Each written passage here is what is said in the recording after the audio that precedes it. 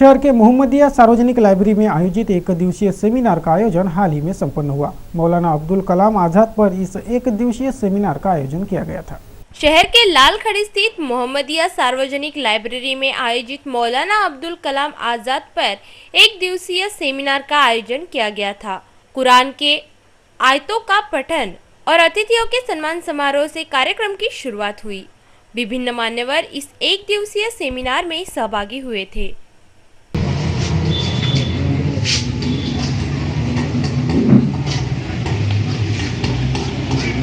City news channel और dental care clinic की ओर से आयोजित निशुल्क दंत तपासनी एवं उपचार शिविर की गुरुवार से शुरुआत हो गई। पूरे माह भर यह निशुल्क दंत चिकित्सा एवं उपचार शिविर चलेगा।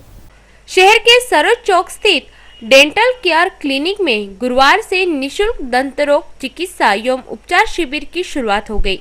सिटी न्यूज चैनल और डेंटल केयर क्लिनिक के संयुक्त तत्वावधान में इस निशुल्क शिविर का आयोजन किया गया है।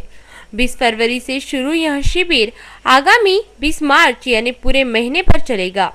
इस माह भर के शिविर में दांत निकालना, दांतों की सफाई, दांतों में सीमेंट भरना व दांतों संबंधित सभी रोगों का निशुल्क इलाज किया जा रहा है।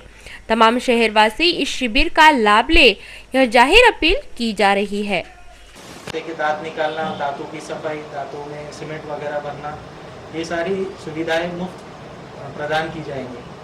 इसका आयोजित करने का सबसे मेन मोटो ये है कि लोगों में एक हमारे यहाँ डेंटल अवेयरनेस बढ़ जाए। काफ़ी लोग यहाँ पे दांतों की प्रॉब्लम्स में रहते हैं, लेकिन दवाखाने जब दुखता है तभी बताते हैं। बट इससे ये फ़ायदा हो जाएगा कि जिसकी जो भी दांतों की प्रॉब्लम समस्याएं रहेंगी, जो काउंसलिंग रहेंगी, जिसमें जो भी समस्याएं के उपचार भी किया जाएगा और उनकी काउंसलिंग भी की जाएगी, ताकि लोगों में आगे इसका कैसा ध्यान रखना है और कैसे अपने आप को मेंटेन करना है और दांतों की कितना सफाई रखना है और डॉक्टर से कब सलाह लेना है। मेरा नाम डॉक्टर सुनील बोगानी है, डेंटल केयर क्लिनिक सरोज चौक अमरावती। हम लोग यहाँ पे एक डेंटल केयर कैंप अवेयरनेस बनाने के लिए एक डेंटल कैंप आयोजित कर रहे हैं। इसका ड्यूरेशन 1 महीने के लिए है, 20 फरवरी से लेकर 20 मार्च तक। इसमें सभी लोग जितना से जितना फ़ायदा उठा सकते हो वो सब अपना डेंटल केयर से रिलेटेड सारा ट्रीटमेंट यहाँ पे ले सकते हैं। 1.5 माह तक आंदोलन करने पश्चात सरकार से मिले आश्वासन पर आंदोलन पीछे लेने वाले राज्य भर के आंगनवाड़ी सेविकाओं ने फिर एक बार आंदोलन की हुंकार भरते धरना प्रदर्शन किया। सरकार अपना आश्वासन पाले, यह मांग आंगनवाड़ी सेविकाओं की है। गुरुवार को महाराष्ट्र राज्य आंगनवाड़ी कर्मचारी संयुक्त कृति समिति की जिला शाखा ने जिलाधीश दफ्तर के सामने धरना प्रदर्शन कर सरकार का निषेध किया। सरकार स्तर से आंगनवाड़ी सेविकाओं के आंदोलन को सकारात्मक आश्वासन देकर खत्म कराया गया था। दिए गए आश्वासन की मियाद खत्म हो गई, लेकिन आश्वासन पूर्ति नहीं हुई। इस पर आंगनवाड़ी सेविकाओं ने ध्यान खींचते धरना किया। नाव अरुणा देशमुख, आयटर, अंगणवाडी सेविका रुणमोर्चा। आमच्या 6 जानेवारीपासून आम्ही बेमुदत संप पुकारलेला आहे। आम्हाला आश्वासन दिले की 15 दिवसात प्रश्न निकाली काढतो, तुम्ही प्रस्ताव मागे घ्या, तुमचे 15 दिवसात प्रश्न निकाली घ्या। तसे आम्ही केले। 15 दिवस आम्ही वाट पाहिली, धरणे आम्ही मागे घेतले, संपवला, मोर्चा संपवला नाही, पण मागे घेतले। वाट पाहिली, 15 दिवसातही आमचे प्रश्न निकाली काढले नाही, म्हणून आज रोजी आम्हाला कलेक्टर ऑफिस येथे धरणे आयोजित करावे लागले। विदर्भ पटवारी संघ ने गुरुवार से संभागीय आयुक्तालय पर बेमियादी अनशन आंदोलन शुरू कर दिया। तलाटियों की पदोन्नति, तलाटियों को संरक्षण आदि मांगे अनशनकर्ताओं ने रखी है। गुरुवार से विदर्भ पटवारी संघ के पदाधिकारी तलाटी संभागीय आयुक्तालय पर बेमियादी अनशन आंदोलन पर बैठ गए। तलाटियों पर हो रहे अन्यायों के खिलाफ यह अनशन आंदोलन हो रहा है। तलाटियों को नियमानुसार पदोन्नति मिले, दोषी अधिकारियों पर कार्रवाई हो, तलाटियों के संरक्षण की व्यवस्था हो आदि मांगे विदर्भ पटवारी संगठन ने अध्यक्ष विदर्भ पटवारी संघ नागपूर विदर्भ पटवारी संघाच्या वतीनं बेमुदत आंदोलन उपोषण करण्याचा टाईम येण्याचं कारण अमरावती विभागीय आयुक्त कार्यालयानं पूर्ण महाराष्ट्रात पदोन्नती सगळ्या आयुक्तांनी करूनही अमरावती आयुक्तांना केली नाही। त्यामुळे व शासनानं 4 पत्र देऊनही चुकीच्या यादीवर पदोन्नती करण्याचं ठरवलं व त्याच्यातले काही नावंही सुद्धा गहाळ केले, अकोल्याचे नावं गहाळ केले. म्हणून बेमुदत उपोषण करायचा निर्णय घ्यावा लागला. आणि मी माझं वय 62 वर्षाचं असून सुद्धा ज्येष्ठ नागरिकाला मान्यता न देऊन अशा तऱ्हेचा अन्याय होते आहे. दर्शकों, एक बुरी खबर है। अमरावती में बिजली कंपनी ने 7 घंटे का लोड शेडिंग शुरू कर दिया है। ऊपर से आदेश है, ऐसा जवाब देकर अमरावती में 3 से 7 घंटे की लोड शेडिंग शुरू हो गई है। बिजली कंपनी के यही आदेश है। अगले आदेश आने तक शहर में लोड शेडिंग होने पर बिजली अभियंताओं ने भी हामी भर दी है। आगामी धूपकाले के कार्यकाल में लोड शेडिंग नहीं होगा, यह दावे करने वाले बिजली कंपनी ने धूपकाले के शुरुआती दिनों में ही लोड शेडिंग का तड़का मार दिया है। आधिकारिक जानकारी अनुसार अमरावती में 3 से 7 घंटे के लोड शेडिंग के आदेश है और इन आदेशों पर बुधवार से शहर में लोड शेडिंग शुरू कर दी गई है। दावा यह भी है कि जब तक अगले आदेश नहीं पहुंचते तब तक यह लोड शेडिंग चलते रहेगी। मतलब बिजली कंपनी अब धूपकाले में नागरिकों का पसीना निकालने पर आमादा है, तभी तो महावितरण ने लोड शेडिंग का तोहफा दिया है। बहरहाल परीक्षाओं का दौर चल रहा है, ऐसे में हो रहा यह लोड शेडिंग सच में त्रासदी ही है।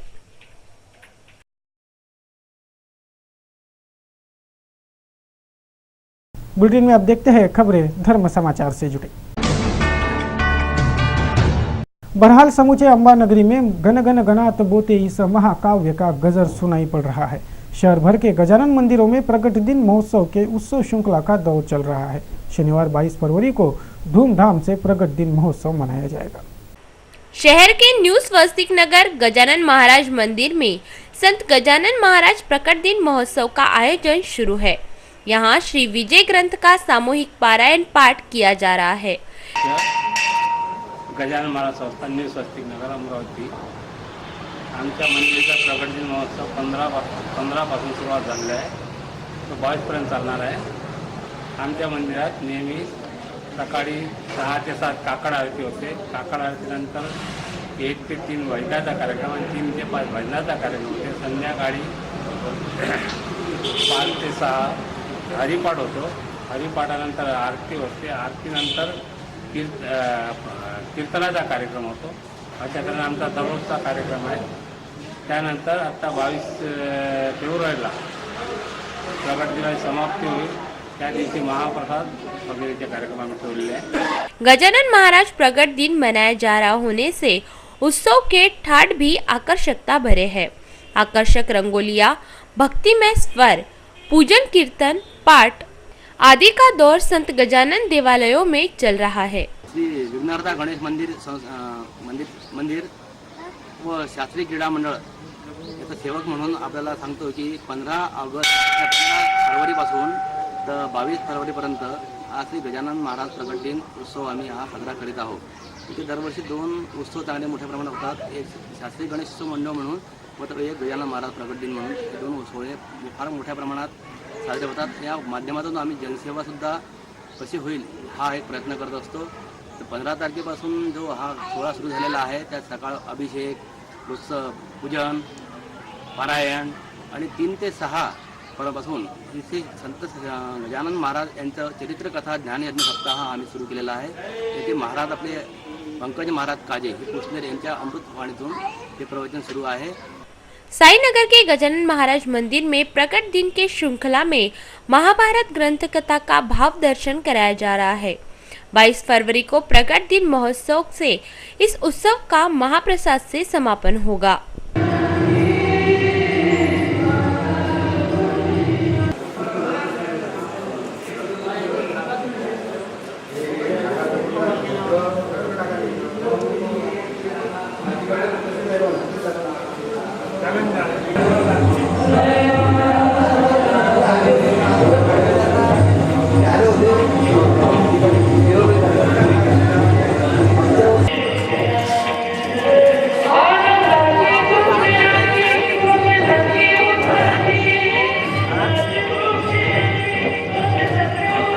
समीपस्थ ग्राम शिराड़ा में भी संत गजानन महाराज प्रकट दिन उत्सव का आयोजन जारी है। समूचे ग्रामवासी एक साथ मिलकर यहां प्रकट दिन महोत्सव धूमधाम से मनाते हैं। सभी श्री भागवत पाठ का श्रद्धा भाव से लाभ ले रहे हैं। शिराला में 22 फरवरी को इस प्रकट दिन महोत्सव का समापन होगा। इसी श्रृंखला में शहर और जिले भर में विभिन्न धार्मिक कार्यक्रमों के श्रृंखला से संत गजानन महाराज इनका प्रकट दिन मनाया जा रहा है। शहर के चक्रधर नगर स्थित श्री गणेश मंदिर में संत गजानन महाराज की चरित्र कथा ज्ञान यज्ञ सप्ताह का आयोजन जारी है। 22 फरवरी को रुद्राभिषेक, पालकी यात्रा, महाप्रसाद आदि कार्यक्रमों से इस प्रकट दिन महोत्सव का समापन होगा। शहर के ओसवाल भवन में आयोजित परिवर्तनीय प्रवचन माला की गुरुवार से शुरुआत हो गई। 25 फरवरी तक चलने वाले इस प्रवचन माला में आचार्य जैन संत रत्न सुंदर सुरेश्वर जी महाराज विभिन्न ज्वलंत मुद्दों पर प्रवचनों का प्रेरक पाठ पढ़ा रहे हैं। श्री जैन श्वेतांबर मित्र मंडली की ओर से आयोजित 6 दिवसीय परिवर्तनीय प्रवचन माला चले धरती से आसमान की ओर की गुरुवार से शुरुआत हो गई।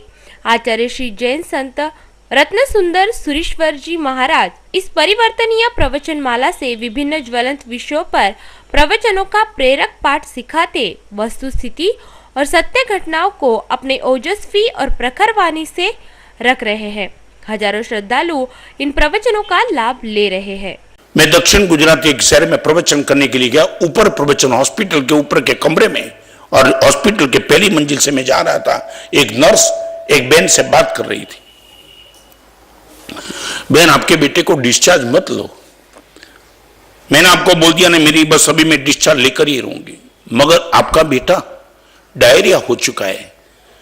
यदि आप इसी टाइम पे डिस्चार्ज लेंगे, उनको बोतल चढ़ाना है, पानी बिल्कुल खत्म हो चुका है, उनको बचने के लिए भी उनको यहां रहना जरूरी है। आप विश्वास नहीं कर, मैं ऊपर प्रवचन के लिए जा रहा था और नर्स और बहन के बीच की बात मैं रुक गया वहां। और बहन ने बोला, नर्स को कहा, लेडी आप मुझे माफ कर दो, मुझे कुछ मत बोलो, मैं मेरे बेटे को डिस्चार्ज लेना चाहती हूं, मगर क्यों? एक लौता बेटा है, मैंने सुना है, एक लौता बेटा है, 5 साल का एक लौता बेटा है, फिर भी मैं रुकना नहीं चाहती हूं, मगर क्यों? उनको हॉस्पिटल में एडमिट कराने के लिए डिपॉजिट लानी थी, वो पैसा भी मैंने कहां से लाया मैं ही जानती हूं। स्लम एरिया में रहने वाली हूं, मेरे पास कोई गहने नहीं है कि मैं डिपॉजिट रख दूं। कोई मेरे पास अभी चारा नहीं बचा है, मैं मेरे बेटे को क्या बचाऊं? पैसा ही नहीं मेरे पास। तुम बोलते दवाई लो, दवाई के ऊपर ये दूध लेना, न दवाई के पीछे न दूध के पीछे। और नर्स ने कहा, बेन ये जोखम, आखिर क्या होगा? बेटा मर जाएगा ना, मैं सहन कर लूंगी। हैरान हो गया मैं सुन के, मैं खड़ा रह गया और सीधा मैं ऊपर प्रवचन के लिए गया। प्रवचन का टॉपिक मेरा बिल्कुल अलग था, अलग था। इतनी भीड़, सब प्रवचन करने के टॉप क्लास के लोग आए थे, उनके बीच में मैंने बात बताई कि अभी मैं सुन के आया हूं पहली मंजिल पे, यह गद्दी का नंबर ये, यदि तुम पूछने के लिए जाना चाहते हो तो जाओ, तुम्हें पता चलेगा। लाखों करोड़ों रुपया तुम लेकर के बैठे हो, फैशनेबल आइटम के लिए तुम्हारे पैसा है। या एक लेडी अपने बेटे को डिस्चार्ज लेने जा रही है, भले मर जाए, दूध का पैसा नहीं इनके पास। सब हैरान, जैसे मैं नीचे से ऊपर है तो it was the live example. सबने पूछा, माना साहब व्हाट यू विश, माना साहब आप क्या चाहते हो? मैं बोला प्रवचन का सब्जेक्ट छोड़ दो, आज मैं वो सब्जेक्ट पे प्रवचन करना चाहता हूं। इस हॉस्पिटल में आने वाले दिनों में एक भी पेशेंट बिना दवाई के बिना दूध डिस्चार्ज लेने का गलती न करे। मैं चाहता हूं आपसे इतनी उम्मीद, जोली फैला के बैठा हूं, आप विश्वास नहीं कर पाएंगे। करीबन 25 साल पहले का प्रसंग, और एक आदमी खड़ा हो गया, उसने बोला हमारा साहब 55,555 मेरा। और वो बात चली चली चली तो ऐसी चली, पूरा माहौल बन गया, लाखों रुपए का फंड हो गया। और 25 साल से लेकर के जिंदगी भर तक हॉस्पिटल में ठहरा हो गया कि आज के बाद हॉस्पिटल में आने वाला कोई भी मरीज विदाउट मेडिसिन, विदाउट मिल्क यहां से नहीं डिस्चार्ज होगा, हम इनको अच्छा करके ही रहेंगे।